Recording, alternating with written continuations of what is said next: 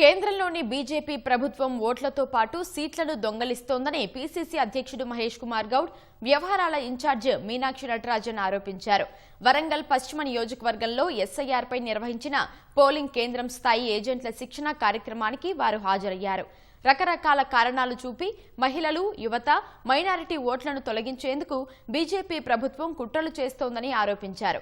దేశంలో అర్హులైన ప్రతి ఒక్క ఓటరు ఓటు హక్కు కాపాడాలన్న ఉద్దేశంతోనే కాంగ్రెస్ శిక్షణ కార్యక్రమాలకు శ్రీకారం చుట్టిందన్నారు. మరోవైపు 10 ఏళ్ల పాటు రాష్ట్రంలో విధ్వంసం సృష్టించిన కేటీఆర్ ఏ మొహం పెట్టుకుని ప్రజల్లోకి వస్తున్నారని ప్రశ్నించారు. ఆస్తుల కోసం సొంత సోదరిని బయటకు నెట్టిన చరిత్ర కేటీఆర్దని విమర్శించారు.